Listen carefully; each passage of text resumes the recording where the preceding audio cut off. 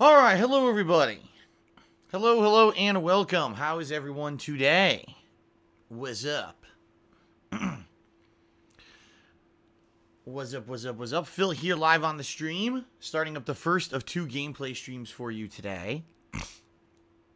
And we got a day of variety here today for you. It's finally, mixing things up a bit. After the first, more than a week of the year here was all Metal Gear, right? It was all about Metal Gear. And in the past couple of days, I've jumped into a final run through Demon Souls before the Demon Souls servers get shut down sometime next month. We're now finally heading into new content. That's right, new games. So I'm excited for that. Primarily a lot of people tune into my stuff solely to see me play the new games, right? So, that being said, now is the time. What are we doing today? Well, today, we're going to be playing the Dissidia NT Final Fantasy Open Beta. It launched last night, roughly 12 hours ago, a little bit under 12 hours ago. Alright, and pretty excited to check this out and see exactly what it's about. I have never played, just to let everybody know. I've never played the Dissidia series ever. Okay, never. So, I know nothing really about... Well, let me put it this way. I do know something about it. I've never seen gameplay. I've never actually played the game myself. I have no experience with the series. Apparently, this used to be, a series of all things, a series for the PSP, the Sony PSP handheld. And I believe that there were various versions over the years of the game. So I don't know. I don't know how this is going to turn out as a full-fledged console game. For those who aren't aware, what the Dissidia game is, it's a what-if scenario where there's some kind of a connection between all of the Final Fantasy universes. I know that's kind of crazy and far-fetched, considering that every time that there's a new installment of Final Fantasy, it seems like they're all completely disconnected, right? They always reboot it, even though there's commonalities. Like, there's always chocobos and moogles and some kind of crystals or something like that. A lot of the times the series has been, completely redone and or redesigned, and there never really see interaction from characters of the games at all between each other. It's always like an individualized universe. Almost like a, different IP almost when you really think about it, when in reality it's not, but pretty interesting. So, what this is what if there was a connection between all the universes and all the main characters, as well as some of the villains of the Final Fantasy universes were all drawn into the same game to duke it out. Okay? So, yeah, I mean, you got all the main protagonists of all the Final Fantasy games. Some of the few of the ones that I remember, you got Warrior of Light from Final Fantasy 1, Furion from Final Fantasy 2, I forget who's the main character of Final Fantasy 3, actually. Final Fantasy 4 is Cecil. Final Fantasy 5 is Bart. Final Fantasy 6 would be Terra.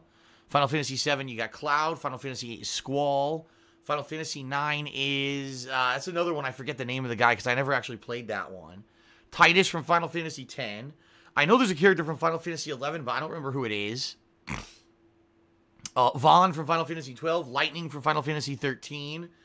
I believe they did bring in characters from Final Fantasy 14 as well. And then, of course, you've got Noctis from Final Fantasy 15. But then, there's also side characters from all of the series. And they actually even have characters from games like Final Fantasy 0 and Final Fantasy Tactics. And even villains, like I said, Kefka from Final Fantasy 6. Cloud of Darkness from Final Fantasy 3.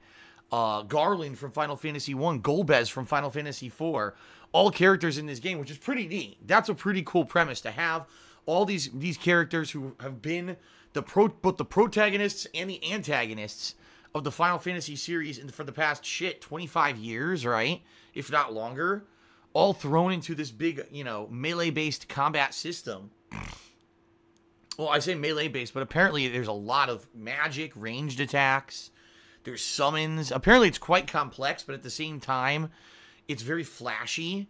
Like, people are saying they're trying to play this beta, and it's incredibly chaotic. They can't keep track of what's going on because it's so much at once. I kind of get that. I definitely kind of get that. Especially considering the fact that apparently this game is 3-on-3. So it's not even 1-on-1 combat. It's 3-on-3. You have 6 characters on the screen at once. Holy shit. Now, I've never played the Dissidia franchise, so I know nothing about the controls or anything. Definitely when we start today, I'm doing the tutorial. Even if the tutorial takes a long time, I think it's going to be worth it since I need to learn how to play the game, okay? Then I'll be jumping into, you know, the actual multiplayer of the game and checking it out and seeing, you know, what I feel. Now, I actually am going to be playing this game. I've never played a Dissidia game before. I decided this would be one that I would be jumping into and checking out when it does release on the end of this month. It actually releases on the 30th of January, FYI, for those who didn't know. So that being said, yes, the 30th of January, I will be checking this out, the full release. I don't know if it has a story or if it's only online based. I have no idea. I'm assuming it would have a story. It's a Final Fantasy game. You would think even if it wasn't the main focus, there would still be a story. But maybe I'm wrong. I don't know. Ooh, excuse me. So we'll see today. We'll see exactly what the game is, what it entails, while I check it out today on stream. This will be my main gameplay stream for today. Later tonight, I'll be playing more PlayerUnknown's Battlegrounds. So rest assured, for those of you who love that gameplay and love the interaction that I do with you guys in the stream chat during that gameplay, that'll come back tonight. Okay, so check that out later tonight. Tomorrow, folks, ladies and gentlemen, it's time for the Dragon Ball FighterZ beta. So yes, yet another new game coverage beginning tomorrow. The Dragon Ball FighterZ beta, it launches for those who pre-ordered the game tomorrow. And I'm very excited to check this out. They've got different characters in this version of the beta than they did back when I played it in September, including Kid Buu, Nappa, and Beerus. So maybe that'll even be my team. Kid Buu, Nappa, and Beerus, and mess around with it and see what I can do with those characters. So that's going to start tomorrow. All right. And that's going to continue. It's going to be all day tomorrow. Double stream of Dragon Ball FighterZ. And then my main streams both on Sunday and Monday will also be Dragon Ball FighterZ. Sunday will only be one gameplay stream because Sunday night I do the weekend preview. And I'll also be doing some patron stuff, including some patron Q&A videos and the like and stuff like that. Okay? And then Monday, yes, it'll be Dragon Ball FighterZ on my main stream as well as more PlayerUnknown's Battlegrounds at night. And then on Tuesday, we resume, since all the betas will then be done. All the betas will be, I've played them. Tuesday, I will resume with my Demon Souls final run playthrough. And then Tuesday night, I'll be doing some random multiplayer stuff. Depending on what you guys want to see, I'll probably do a poll to determine what it is you guys would like to see Tuesday night. And we'll go from there, okay? So, it's going to be a pretty exciting weekend here between Dissidia today on this stream and Dragon Ball all weekend. You know, big variety, it's all like a taste of the future because these are just betas. But the actual games come out in a little bit over a week. In fact, Dragon Ball FighterZ comes out on the 25th, a Friday. And then it's the 30th, the Tuesday after that, Dissidia comes out. So this is a good, tasty preview of what you guys can expect for new releases later in the month. Okay? Pretty neat. Alright, so, outside of that,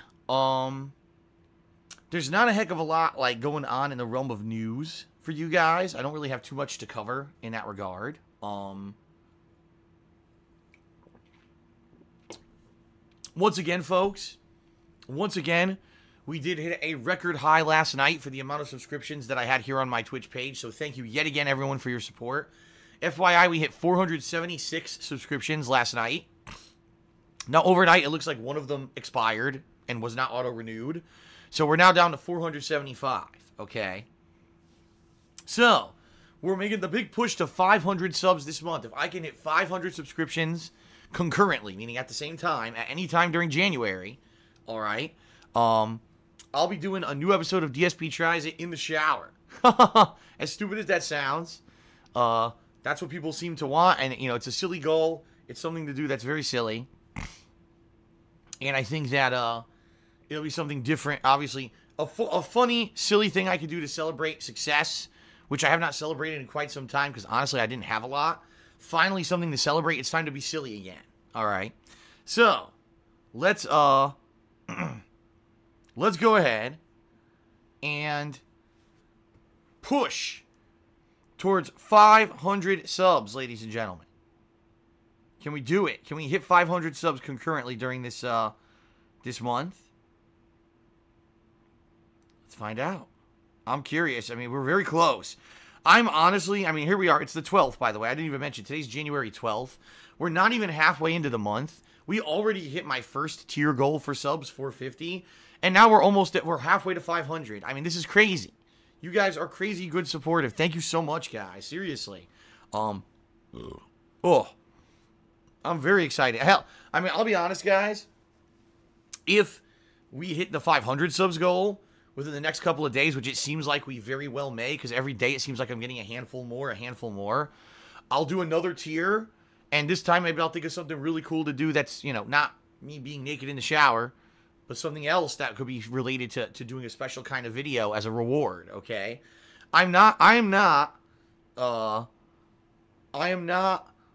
against doing special celebratory silly events, you know, because you guys are being so nice to me and so supportive to me. I have no problem going above and beyond for you guys, okay?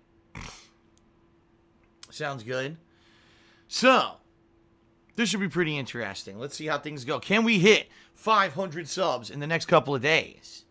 And then we do another tier goal, right? We'll see.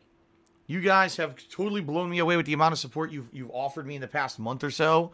I am incredibly grateful. Things are great, by the way, streaming. Attendance is up.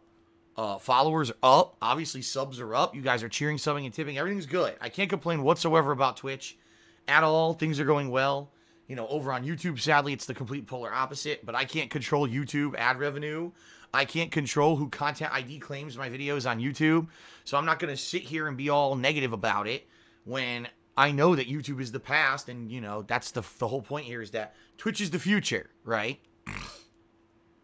So, let's see how it goes, folks. Let's see, you know, let's make this honest push. Let's see if we can hit 500 subs in the next couple of days, okay? All right, everybody. Let's do some quick plugs. Then let's do some shout-outs. And then let's get started with Dissidia Final Fantasy. How does that sound?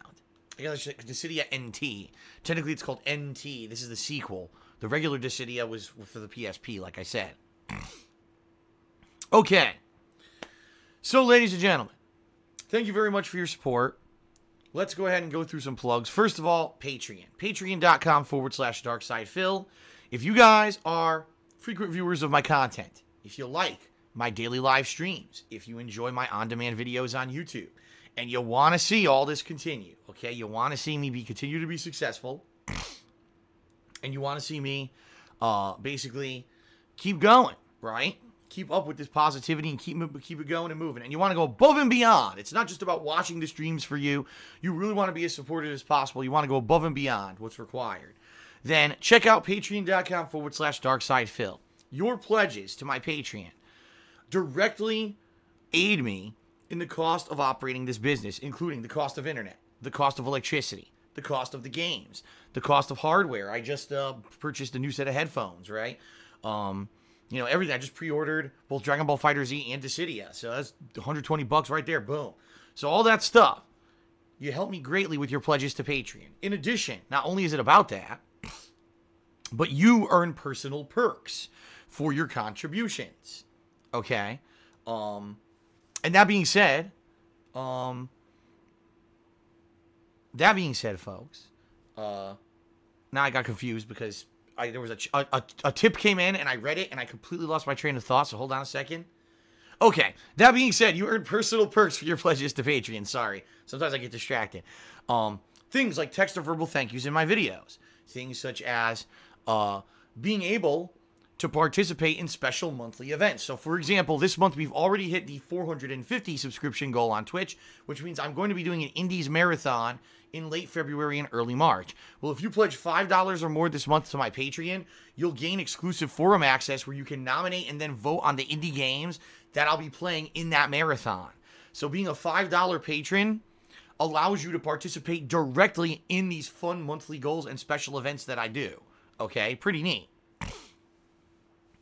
In addition to that, you could get your questions answered on my bi-monthly Q&A show, Ask the King. You can even get a private Q&A video made. In fact, I owe a few private Q&A videos for people who pledged pretty generously in the month of December to make the Metal Gear Solid 2 and 3 second runs happen, which they did, and they were great. I hope you guys enjoyed those. So, all patron perks are pretty awesome. It's basically a way for you to have kind of a more personal connection with me. You're directly influencing events that I'm doing. You're doing Q&A with me. It's pretty awesome, okay? So please consider pledging to my Patreon if you haven't. Like I said, with a little bit over 2 weeks left in the month, if you want to get in on this Indies Marathon, nominating and voting on the games, definitely now is the time to pledge $5 or more, okay? Patreon.com/DarksidePhil. And thank you, everyone who, oh my God, boy, excuse me. Thank you, everyone who is a current pledgee. I do appreciate that. Gajira Kunples in the stream chat is asking, how do the private Q&As work? It's very simple. If you pledge enough to my Patreon to qualify for that exclusive perk level, I send you instructions via PM on patreon.com explaining, here's the criteria. Please send me, questions enough to fill maybe a 20-minute video or whatever. And then you send me the questions, and then I film a video for you that directly talks to you, answering your questions, whatever they were. And then I post that up as an unlisted video on YouTube. So you then have the ability to either just watch it yourself because you'll have the link to it, or if you wanted to share it with others, you could share the link and people could go check it out themselves. Up to you. It's your video. You paid for it, so you get to do whatever you want with that video. But that's how it works. There you go. All right. In addition, folks, there's also my Teespring store, as you can see here on the screen right now. Cool merch, t-shirts, sweatshirts, hoodies, stickers, mugs, all kinds of awesome stuff that I attest personally to the quality of because I own a bunch of the shirts as well as a mug myself. I drink out of the mug every single day here on stream. Great quality stuff. If you ever wanted a collectible, a piece of swag, as they say, in, relation to myself, my YouTube videos, or my Twitch streaming, then please check out Teespring. It should be pretty good, okay? Good quality stuff. Now, this year in particular is my 10th anniversary, if you're not aware. And I know for a fact that someone is designing some 10th anniversary merchandise for me to make a big commemoration of my 10th anniversary. So that's coming out later this year. I don't know when yet. I'll let you know. It's in development right now. So, keep your eyes and ears peeled. I'll let you know when that stuff's ready to go. And it's going to be good stuff, okay? I'm very excited to celebrate my 10th anniversary. Last but not least, folks, if you're actually here live on the stream right now, okay? If you're not watching on demand on YouTube, but you're actually watching live, if you'd like to cheer, sub, or tip during the course of the stream, first of all, any contributions that you lend during a live stream are very much appreciated. As I've stated recently, in the year of 2017, this Twitch channel saw exponential growth to the point where it's absolutely official. I made more money live streaming than I did on YouTube in 2017 for the first time ever. Before 2017, streaming was just a gimmick. It was fan service. It was just something for me to do because you guys wanted it. Now I've actually turned it into something that's profitable, and it's allowing me to keep doing this as a job, which is awesome. So all of your contributions are very much appreciated. Anything that you do, cheer, sub, or tip. First of all, if you do any of those, I will give you a verbal shout out during the course of the stream. Now, keep in mind, it's at my discretion, depending on what you say. If you're saying trolling messages or insulting stuff, all right, then obviously I'm not going to read it out.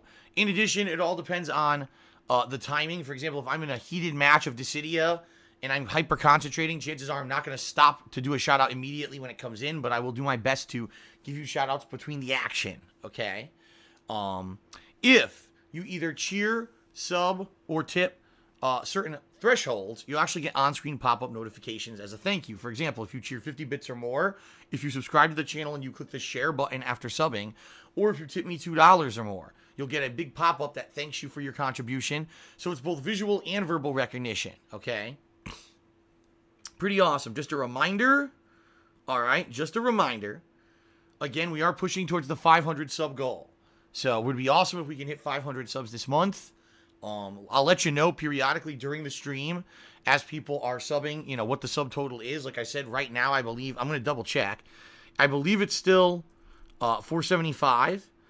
If you want to know, actually went up to 476, which I don't understand because it didn't say that we got a new sub. What the hell? Yeah, apparently we're up to 476, which is great. I'm not complaining, but I have no idea how that's possible because we didn't get a notification that someone new subbed. So I have no idea. You know what it is? It's possible that someone either resubbed or subbed and didn't click the share button. So therefore, we didn't get the notification about it because they didn't choose to share it. That also happens, by the way, folks. So we're back up to 476, which is the highest I've ever had. So thanks for that, everyone. And like I said, I will be checking periodically to let you guys know how we're doing. Pretty good.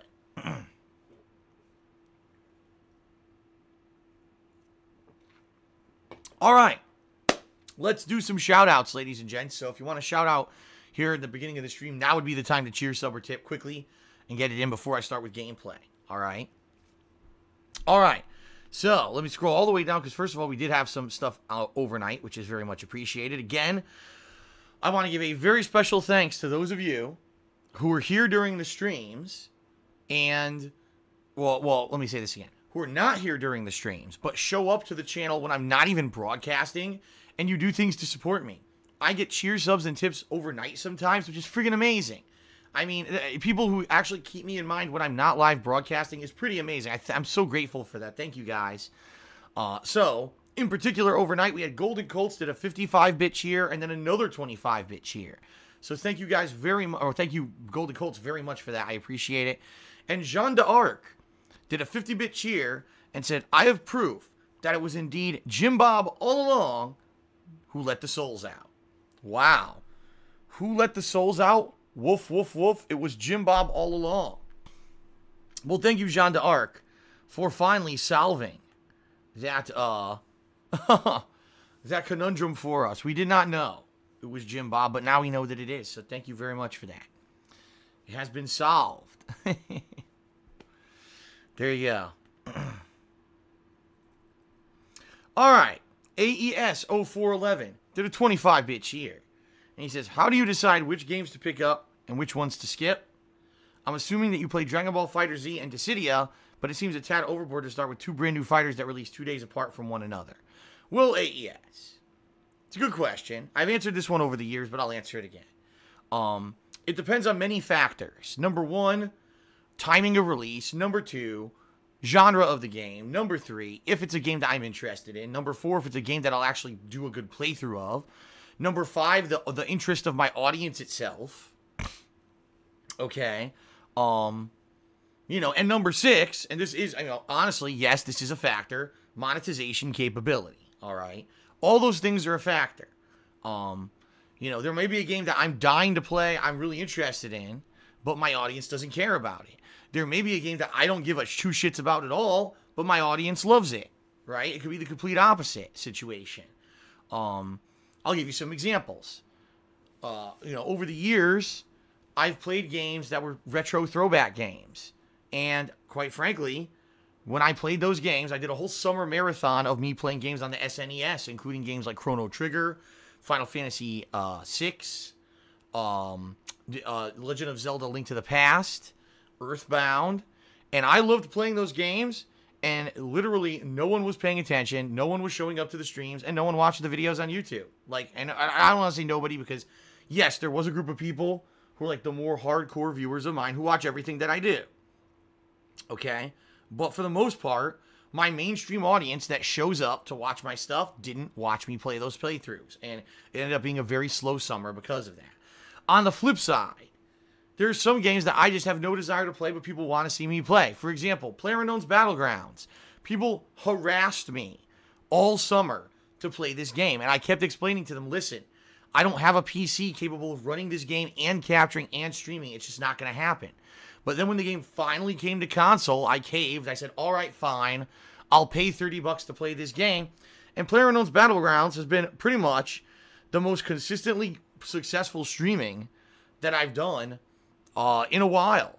You know, here I am. I've been playing the game for about a month on and off. And people still show up to the streams. People still love the interaction and you know, everything. People love those streams. So there you go. There's a perfect example. And of course, there's many other factors. Now, in connection to what you're saying, AES, in regards to Dragon Ball FighterZ and Dissidia, are they both fighters in a technical sense? Absolutely. It's combat between two parties. However, they are nowhere near the same kind of game. Not even close. Dissidia is not a traditional fighting game in any sense of the word whatsoever. It's very different, okay? Very different from any kind of traditional fighter. If you guys aren't aware, Dissidia NT, the one that we're playing today, the beta of, it actually started out, okay, as a arcade game. First it was a PSP game, then it was a Japanese arcade game. And the arcade game did so well, people had demand, they wanted to play this at home, they made a console version of it, and that's what we're going to be playing the beta of today. So, basically what this is a very, even though it is complex, from what I'm to understand, the controls aren't that complex, but the gameplay itself can be complex. But yeah, it's very different, okay? I've heard that the game, you know, very, very different, style of game than a traditional fight. It's not a 2D one-on-one fighter like Street Fighter or Dragon Ball or any of these fighters that, you know, you would think fighting game. It's not like that. So they are very, very different styles of game. Just to make that clear, I'm not playing two identical fighting games back to back. That's not the case whatsoever. All right. So, why am I playing both these games? Well, number one, I'm interested in both. I've been a lifelong fan of the Final Fantasy franchise, even though maybe I don't like the particular stuff they've done, you know, now. I used to really love the old school Final Fantasy. So to be able to play a game where you can play as both the heroes and the villains of those Final Fantasy games is right up my alley. Plus, you know, again, it's a fighting game, which is kind of my forte. So this will definitely be an interesting spin on that, okay? Dragon Ball FighterZ, are you crazy? I'm a huge fan of Dragon Ball Z. I just finished watching Dragon Ball Z last year. It took me about 2 years, no lie, to watch the entire series on and off. But I watched the entire plot of Dragon Ball Z, back from start to finish. And so, very excited to play a fighting game now that has these characters in it. I played the beta in September and loved it. So it's, again, right up my alley. 2D fighter, you know, specialty. That's why. You know, these are games that are right up my alley. Plus, my viewing audience will probably really enjoy seeing these games because, again, fighting games, that's not what I'm known for. Franchises I'm a fan of, and they're hot new releases, okay? Now, I'll give you some perspective. Monster Hunter World. There's a ridiculous amount of people who be playing this game, and a lot of people are angry at me that it looks like I'm skipping the game, all right? Well, I gave the game a shot. This was a game that people said, you should play it, Phil, so I played the beta. And when I played the beta, immediately people were bored. They said, this is not a fun game. This is not the kind of game that's Phil's forte. He doesn't really know what he's doing. His commentary isn't great because there's no story or anything to really react to. It looks like it's just going to be a bunch of grinding combat. And by the time that I had finished playing the Monster Hunter World beta, people were not impressed with me playing. They were saying, Phil, this would be a great game for people to invest a lot of time into. And if they want to master the series, much like Dark Souls and the From Software games, if you're going to invest an incredible amount of experience and time into this franchise and find the little nuances of it and become a master of it, it could be an amazingly rewarding and robust gameplay experience. And for a lot of people, maybe it'll end up being a Game of the Year contender, okay? But for me, someone who has little to no experience in the Monster Hunter franchise, someone who, by the way, doesn't have the liberty to play Monster Hunter World for 2 straight months to master it. I just don't. You know me, I'm a variety streamer. I play every new release that's interesting to me, and I mix it up constantly. I don't want to play the same game constantly, boom, to boom, boom, boom, boom. Every stream's the same game so I can get better at that game at a high level, right? You know what I'm saying?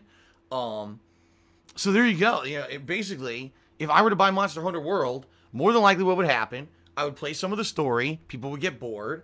I would play some co-op online against the monsters, people would get bored. And within a week, people would be like, never play that game again. You know? So that's why, you know, that's really why I make these choices. Now, I'm not saying that Monster Hunter World's a bad game. I'm just saying, for me and my purposes, for my viewing audience, I don't think it fits. Plus, for my gameplay style, I don't think it fits. I think people would rather see me play fighting style games in franchises that I like versus a game that I have no experience in a franchise that's kind of a game that if you're not good at it, it's boring to watch, right? See what I mean?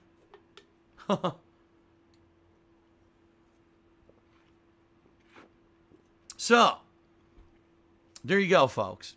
There's your answer. That was a very complex answer for a simple cheer, but I felt I should give it a full answer because it was a good question. Nick tipped me $1 and says, when your girlfriend moves in, will you be able to borrow her PC to do PC gaming, and how will her moving in affect your schedule? I'm not going to take her equipment. That's ridiculous. I mean, she has a good PC, a higher-end PC than mine, and I don't actually know what equipment she has. I have no idea. I know that. I think she actually had a capture card at one point, but I don't know if it's any good. I know that she had equipment for, like, she has nice headphones. Well, she had nice headphones. They broke. I know she has things like a mic and everything, but everything in my studio is good. You know, my setup is good. My setup is good. The only thing I can't do is high-end PC gaming. No, I'm not going to be taking her computer to do high-end PC. How ridiculous. Yes. So, sorry, hon. You can't play games and have fun on your computer anymore because I need to steal it so I can very rarely play a high-end PC game. No, I won't be doing that. It's not my computer. It's hers. Okay? How ridiculous. She even regularly plays certain games on it every once in a while, too. So, no, I won't be doing that. But she is a gamer. She loves gaming. And it's funny because she just have good equipment to do it. So, no, I will not be doing that. Now, your other question was, how will her moving in affect your schedule? Well, I've already mentioned this. Number one, when she does move in, and by the way, again, rough dates for her moving in are going to be the middle week of February. It's either going to be sometime between February 11th to the 17th. It's not going to be that whole week. I'll probably take maybe 3 to 4 days off of streaming for her to move in, to get her stuff. Because what we're going to do is a lot of shit. She's going to move in. All right, she's got her stuff to move in, obviously. We're going to clean out the office over here together. We're going to see what she wants to keep, because there's furniture and stuff in there. That's perfectly fine. So I'm sure some of it she'll want to keep, some of it she'll want to toss. We're going to get her office set up so she has things like her monitor and gaming PC and consoles and stuff set up in the office. All right, and everything else of hers that's moving in, move her stuff into the house. Then we're going to be doing things, for example, getting her driver's license, because she needs to be able to drive. Her job is going to be migrating here. They're actually going to transfer her over here, which is amazingly cool that she gets to start a job right away.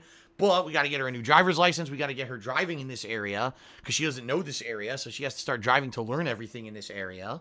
We have to do some shopping because she needs to buy new work clothes and stuff like that. We have to start falling in line with a new schedule so that she, meals and everything. So there's a lot to do. There's a lot of work. Even though it's an amazing thing to move in with someone, it also is a lot of work and a lot of compromise and a lot of, getting settled into a new thing, a new routine, okay? So that being said, like I said, when she moves in mid-February, I will be taking a few days away from live streaming, and then it'll basically be business as usual, where I will still be doing my regular streams or whatever, and we're going to try to organize our life around, obviously, my work schedule. So, wake up in the morning, do some stuff together before I stream, then she makes dinner for in between the streams, and we have some time together there, and then I do my second stream, and then after second stream, end of the day for us. So, when it comes to my work schedule, it should not affect it too much. There will be one major change, okay? Here's the one major change, ladies and gentlemen. Ready? Because here it comes. One day a week, I will be off, okay? One major day a week, I will be taking off. Why? Because one major day a week, we're going to be having a day together. Whether it means that we just spend the day at home together, whether we go out and do something together, have a date night or whatever, or whether we run errands that day, whatever it is, we're going to have one day a week together. I'm sorry, it has to happen when you're in a relationship with someone. I learned this the hard way. You need to have personal time besides just seeing each other during the day. You have to have some time together to do stuff. And it's necessary. And so one day a week, I'll be off completely. Okay? No streaming whatsoever, one day a week. But I will be doing much streaming all the other day, just like now. You know, double streams and all that will still be very much the common thing all those other days. So we'll see. Well, you know, what day will it be? I don't know. It's going to depend on a lot of factors. For example, the game schedule. If there's a big game release week, then probably the day off would be organized around so it doesn't affect the game releases. It's also going to be reliant on her work schedule because we don't know what her new work schedule is going to be at until she transfers, you know, to the West Coast here. And then we find out, okay, here's your schedule and, you know, stuff like that. So we won't know yet. We don't have all that information. Those are pieces that are going to fall in the line the closer we get to this happening. So more information coming soon, but we don't have it yet. Okay? All right. Shout out to Atlas Telemon. He did a 25-bit cheer, and he says, I've had a couple of the private Q&A videos on Patreon, and they're great. Recommend it if you are contemplating it. So there you go, a first-hand testimony from Atlas Telemon, who has actually had many of the private Q&A videos made for him before. He loves them. So please consider pledging to Patreon if you at all can. You'll probably enjoy that perk, okay? And by the way, that is a perk that's recurring, meaning if you pledge that level every month, you'll get a new Q&A video every month. It's not like it's a one-time thing that I'll never do one again for you. Okay. Real Aziria. Subscribe to the channel. This is what got us back to the 476 subs. He says, sorry, Phil, I forgot to refresh the page and click the share button. All right. And by the way, thank you. 10 months of support from Real Aziria. Thank you very much, Real Aziria, for that. Atlas Telemon did a 25-bit cheer and says, what would happen if you were stuck in an elevator with David Serlin for 3 hours? Probably the most boring fucking thing ever because, number one, I would not blame David Serlin at this point for ruining Super Turbo. That was so far in the past that I would not bring it up. I really wouldn't. But I doubt that anything interesting would happen. Quite honestly. The most interesting thing the guy ever did was he made a Street Fighter card game. And then, and then he remade Super Turbo and ruined it. So, what a very interesting convo that would be. Again, Atlas Telemon did a 25-bit cheer, and he says, Phil, admit it, you love bullet loops. I don't even know what that means. Shout out to, unless he's talking about PlayerUnknown's Battlegrounds. Maybe he is, because I mentioned how bullet loops are worthless in PlayerUnknown's Battlegrounds when I played it. Maybe that's what he means. I don't know. Luther Cujo gave me a $10 tip. Thank you very much, Luther Cujo. He says, I'm starting a donation war.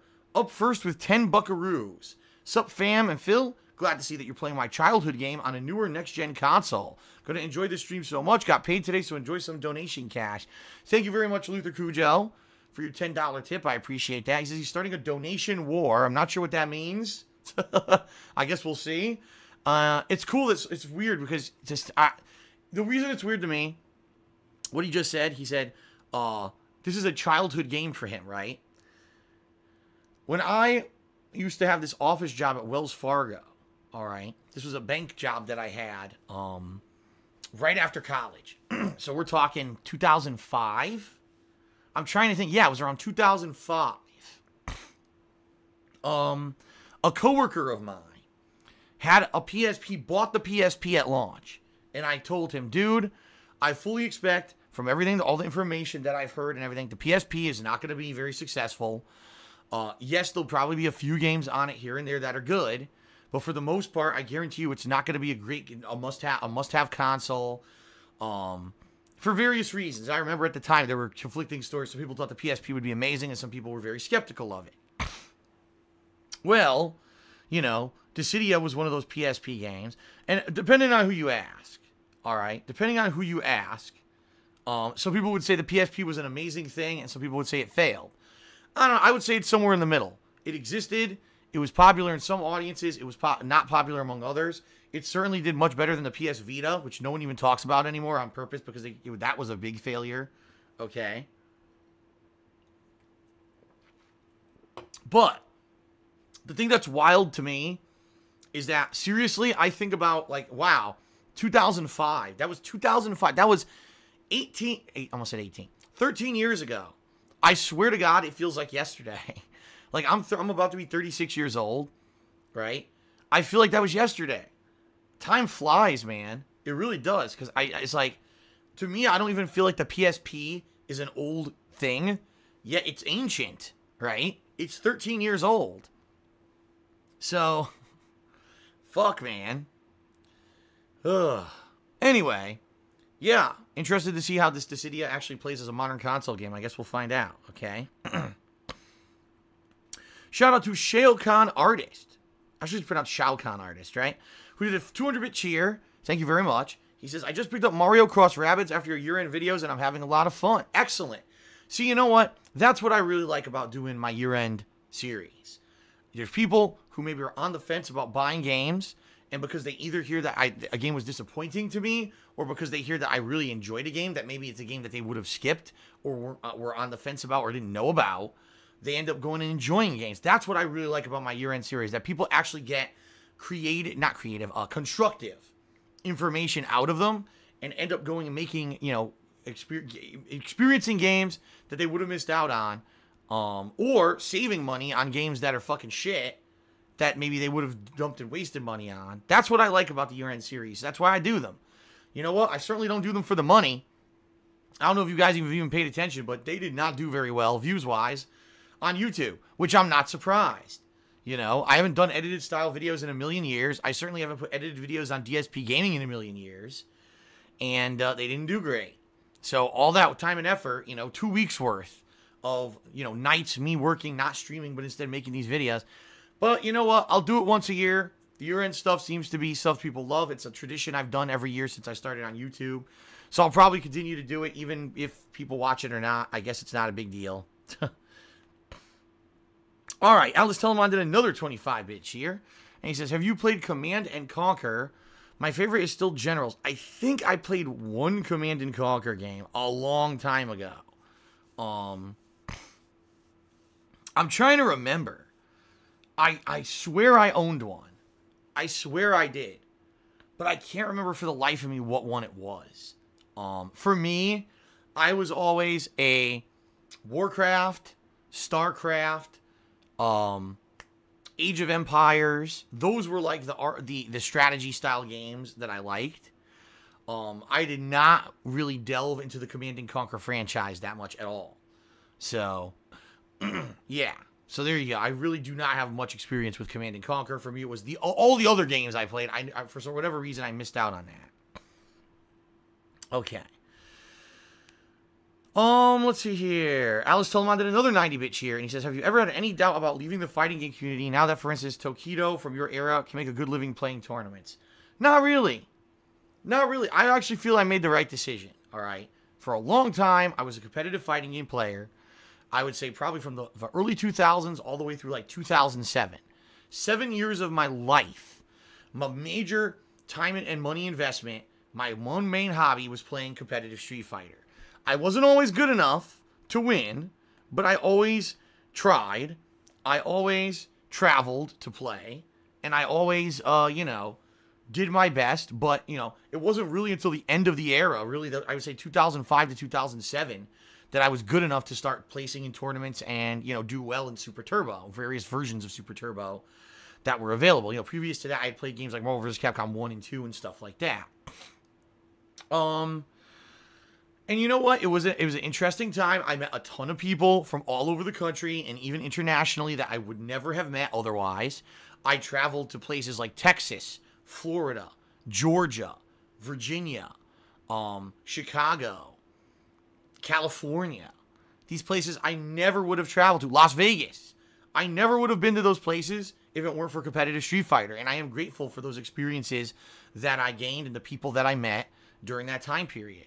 But I played during a time period when it was grassroots, meaning there was no sponsorship, there was no real money in it. You did it for the love of the game and for the love of the experience, not for making money. There was no becoming famous because you were good at a fighting game. None of that existed during the era when I was a competitive fighting game player, okay?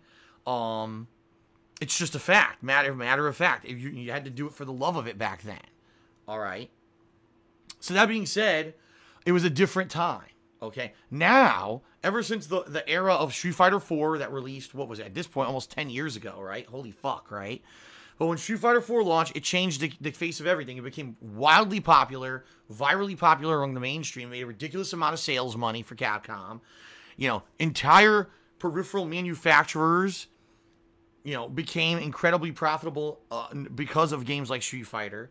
And honestly, Street Fighter 4 reinvigorated the fighting game scene to the point where now there's sponsorships available, there's teams available to get sponsored. You know what I mean? They pay for your travel, they'll do all this shit, their management and everything. It's crazy.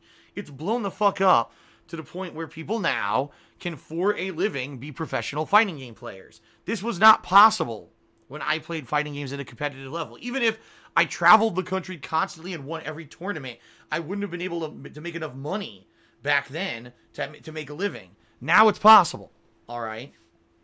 But do I have any doubts about leaving the fighting game community? No, absolutely not. Because let me tell you guys something. You guys may not realize this. The fighting game scene, to be a professional fighting game player, is not an easy thing. It's a grueling process, guys. You have to constantly be playing the games. You have to constantly be playing against new competition to immerse yourself in the new strategies and things that happen. Every time there's a game rebalance, you now have to spend weeks on end playing the fuck out of the game to learn all the changes and everything so you can hang at a competitive level. The travel is grueling, constantly having to fly around to tournaments. And by the way, I hate to say it, it's not exactly the most fun experience either. Yeah, it's fun to maybe casually play these games, but to be sitting in a fucking ballroom with your thumb up your ass, waiting to be called to play in a fucking tournament for 2 days straight isn't fun at all. It's actually the opposite. It fucking sucks. And, in that regard, a lot of people, I think, have this really overinflated kind of like almost celebrity feeling about, oh, those players have the best life. They really don't. A lot of the times, it's very good. You can't even go, oh, I'm starving. I have to go eat. Well, you can't eat because you're on deck. You got to play your match. But I'm fucking starving. I got to take a steaming dump right now. Nope, you're on deck for your match, and if you miss it, you're disqualified. Well, wow, what a great fucking lifestyle, right? It's not very fun. Like, for me, let me put it this way. I had far more fun, all right? Far more fun casually playing fighters during those events whenever I wasn't involved in the tournament and I was just having fun playing casual matches, hanging out with people. That was way better than actually participating at a competitive level in the tournaments. So you're talking about the fun part of the fighting game scene for me was the part that didn't make any money anyway. So for me, you were like, all right, are you mad that you can't be a professional fighting game player now and do it professionally as a job because now other people can? Fuck no, because I didn't even like that. I didn't like that level of it. And certainly not to say the notoriety, being able to go up on stage and play against someone and beat them in a tournament, in front of 1,000 people. By the way, there was no live streaming back then when I did it either. It was just you were playing live in front of people. But, was it an amazing feeling? Of course, especially if you win, now you got bragging rights. But, the sacrifice, the money, the time, the lifestyle, it's not good. For me, I did not enjoy it at all. I would much rather have fun and just hang out with people playing fighting games, having fun and dicking around than fucking doing it as a pro level like that. All right? So, in that regard, no. I am not missing it, and I'm not sad that I'm not a pro fighting game player. Right now, I get to make my own schedule. I get to, play as many of the variety of games as I want. I get to hang out with you guys on stream every single day without any kind of, limitations. Look at this. My girlfriend's moving in with me next month. If I were a pro fighting game player, my whole life would have to be travel, play, travel, play, travel, play. Fuck no, I don't want that. Okay. Shout out to Jack Spartacus for a 25-bit cheer. I appreciate that. Alice Telemon did another 50-bit cheer and says, I almost bought an Xbox One X with PlayerUnknown's Battlegrounds until you said not to. Do not! Stop it. No. No. Dude, that game is not good on Xbox One. It is so bad. You will want to kick yourself in the nuts if you buy a whole fucking console to play that broken game. Seriously. The game is amazing for streamers because of the amount of stream interaction that the game promotes. But outside of that, the game is not, great. It's just not. Shao Kahn Artist did a 50-bit cheer and says, I've never played a From Software game. Would you start with Dark Souls or Bloodborne? Dark Souls. Dark Souls, because that's the core experience, and you'll get more out of it. A lot of people I know actually played Bloodborne as their first From Software game and said that they didn't really like it because they felt it was too difficult. The thing is, if you get the experience from the Dark Souls series and then jump into Bloodborne, it makes it a lot easier because you'll understand a lot of gameplay mechanics and things that are staples of the From Software franchise versus just jumping into Bloodborne, feet first without, knowing anything, you're going to get fucked. Because there's a lot of tough stuff in Bloodborne that if you don't understand, you're going to get fucked. So I say Dark Souls first. And shout out to Zebra, who just resubscribed to the channel for the 13th month in a row and said, 13 years. Apparently he's been following me for 13 years, despite the fact I've only been doing videos on the internet for 10. Maybe he was a fan of mine in the fighting game community. Maybe. I don't know. There you go. Okay. That is it, folks. That is it for the shout-outs. We finished them. So, thank you guys very much, all right, for your contributions. Again, reminder, we're trying to push towards 500 subs. We're currently at 476. So, we're very close. We're getting there, but we're not there yet. I'll let you know during the course of today's stream, the level of subs we're at. Hopefully, we'll make some more. Every day we've been making progress, positive progress, so hopefully we'll make some positive progress today. And a reminder that if you do cheer, sub, or tip during the stream, I will give you a shout out, okay? All right, folks, that is it. Thank you. Let's end the pre-stream. Let's get started with Dissidia NT Final Fantasy's beta. Let's see what it's all about. Sound good? All right, let's do it.